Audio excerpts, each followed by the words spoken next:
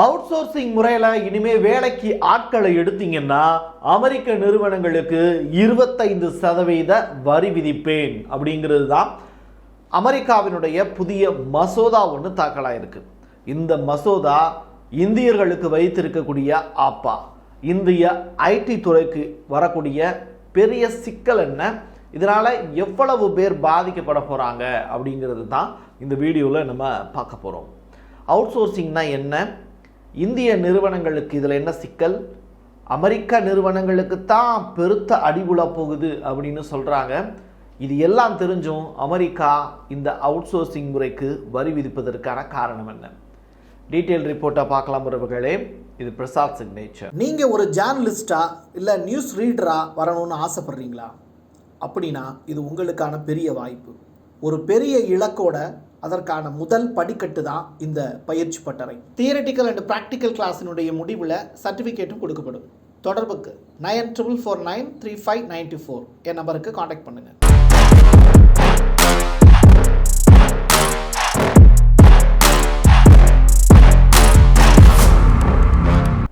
Halting International Relocation of Employment Act, higher அப்படிங்கிறது தான் இதனுடைய சுருக்கமான வார்த்தை.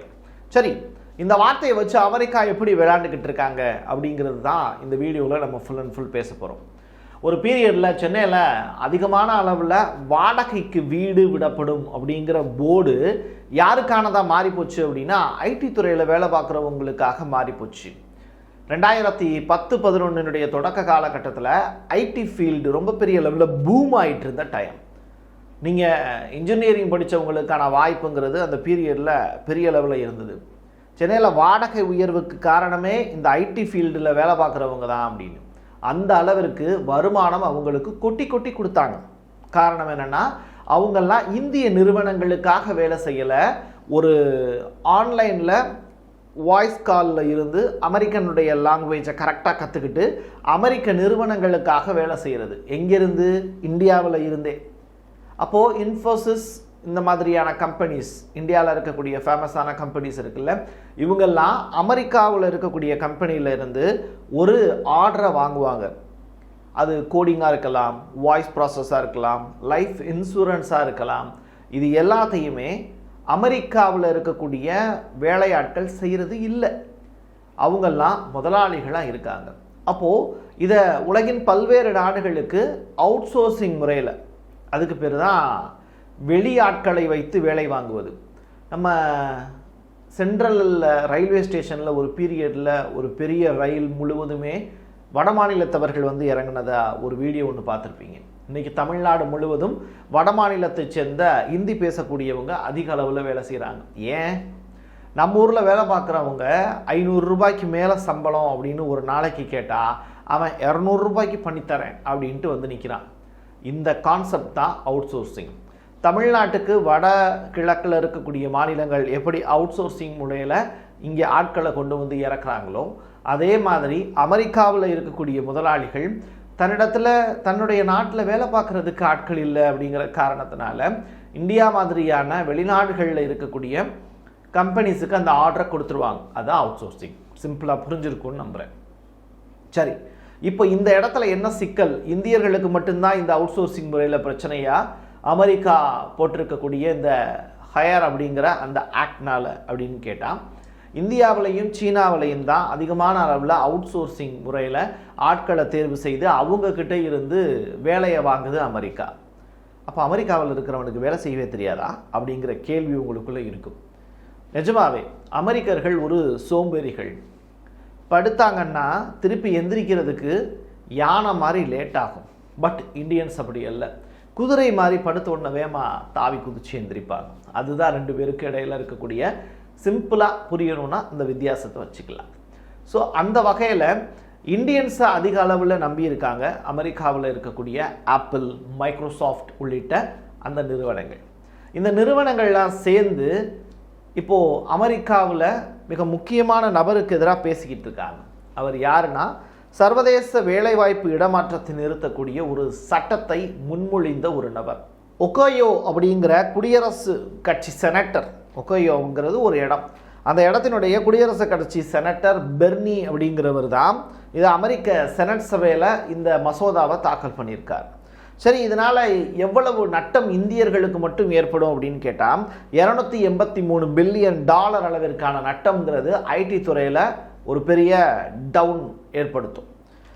பீட்டர் நவேரோ அப்படிங்கிற நபரை பற்றி நீங்கள் கேள்விப்பட்டிருப்பீங்க. ட்ரம்பினுடைய பொருளாதார ஆலோசகர். இவருடைய தூண்டுதலின் பேரில் தான் இந்த பெர்னி அப்படிங்கிற நபர் அமெரிக்க செனட் சபையில் இந்த மசோதாவை தாக்கல் செஞ்சுருக்கார். சரி, இந்த மசோதா தாக்கல் ஆனதுனால என்ன பிரயோஜனம், என்ன ஆகும் அப்படின்னு கேட்டால் அது இந்தியர்களுக்கு வைக்கக்கூடிய ஆப்பாக இருக்கும், இந்திய வருமானத்தை சரிக்கக்கூடிய வேலையாக இருக்கும், இந்தியர்களுடைய வேலையை பிடுங்கக்கூடிய ஒரு அபாயம் இருக்குது. இதுதான் அங்கே சொல்லப்பட்டிருக்கக்கூடிய விஷயம். சரி, இது அமெரிக்காவுடைய செனட் சபையில் ஓகே பண்ணிட்டாங்கன்னா இது சட்டமாக மாறிடுமான்னு கேட்டால் நிச்சயமாக மாறிடும். சரி, இதனால் அப்போ அமெரிக்காவுக்கு லாபம் இருக்கா அப்படின்னு கேட்டால் கண்டிப்பாக கிடையாது. அமெரிக்காவில் இருக்கக்கூடிய நிறுவனங்கள் இதன் மூலியமாக நட்டம் தான் அடையும். அப்புறம் ஏன் இதை செயல்படுத்துகிறாங்க அப்படின்னு கேட்டால் இந்தியா பாதிக்கப்படணும், அவ்வளவுதான் கான்செப்ட். அமெரிக்காவில் இருக்கக்கூடிய நிறுவனங்களுக்கு வேறு வழி கிடையாது, ட்ரம்ப்கிட்ட போய் சரணடைவாங்க. ட்ரம்பினுடைய மருமகன் யூதர் அவர் நடத்தக்கூடிய சில கம்பெனிஸுக்கு சில ஷேர்ஸ் அதிகமான அளவில் கொடுக்க வேண்டிய ஒரு சுச்சுவேஷனுக்கு அமெரிக்க கம்பெனிஸ்லாம் தள்ளப்படும். ஸோ ட்ரம்பினுடைய குடும்பம் செழிக்கணும், ட்ரம்பினுடைய முதலாளித்துவம் பெரிய அளவில் வளரணும், குடும்பம் வளரணும் அப்படிங்கிற அந்த அடிப்படையில் இந்த ஹையர் அப்படிங்கிற ஆக்டை கொண்டு வந்திருக்காங்க அப்படின்னு ட்விட்டரில் சில பேர் விமர்சனமும் பண்ணுறாங்க.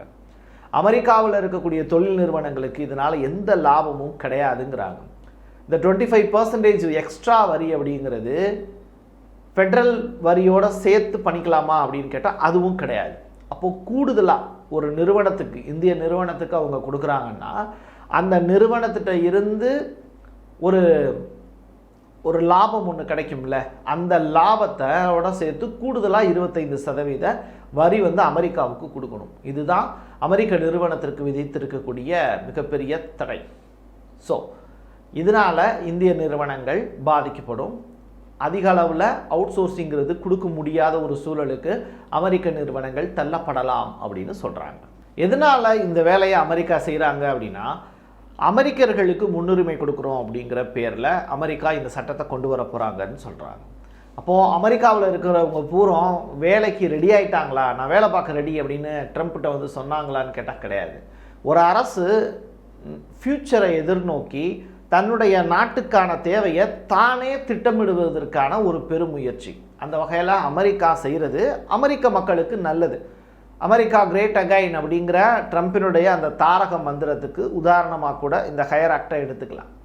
பட் மக்கள் அதற்கு தயாராக இருக்காங்களா, படித்தவங்க அவ்வளவு பேர் இருக்காங்களா, சரிவர அந்த நேரத்தை திட்டமிட்ட நேரத்தில் செஞ்சு முடிக்கிறதுக்கு திறமையான நபர்கள் அமெரிக்காவில் இருக்காங்களான்னு கேட்டால் கிடையாது. ஏன்னா அமெரிக்கர்கள் சோம்பேறிகள்.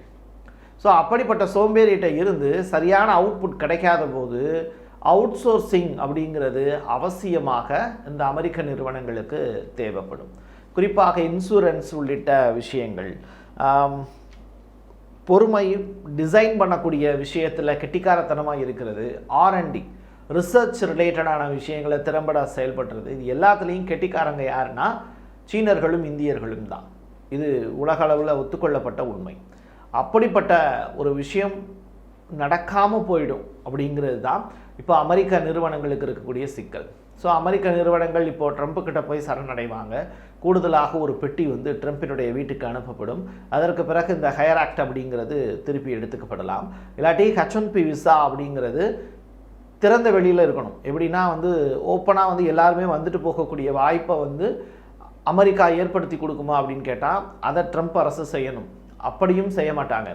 ஸோ இந்தியாவில் இருக்கக்கூடியவங்க டக்குன்னு வேலைக்குன்னு சொல்லிட்டு அமெரிக்க நிறுவனங்கள்லேயே போய் வேலை பார்த்தாங்கன்னா அந்த ப்ராப்ளம் ஷார்ட் அவுட் ஆகும். பட் அதையும் ட்ரம்ப் அரசு கண்காணிச்சுட்டு தான் இருக்கும்.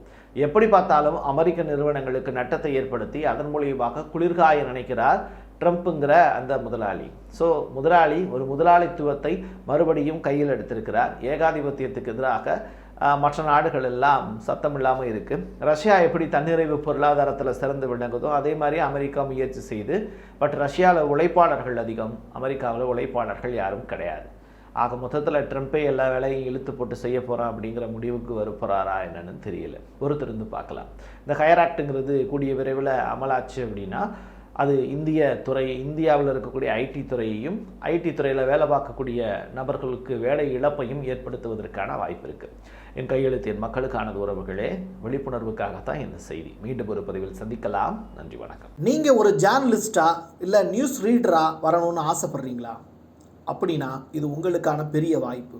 ஒரு பெரிய இலக்கோட அதற்கான முதல் படிக்கட்டு தான் இந்த பயிற்சி பட்டறை. தியரிட்டிக்கல் அண்ட் ப்ராக்டிக்கல் கிளாஸினுடைய முடிவில் சர்டிஃபிகேட்டும் கொடுக்கப்படும். தொடர்புக்கு 94493594 என் நம்பருக்கு காண்டாக்ட் பண்ணுங்கள்.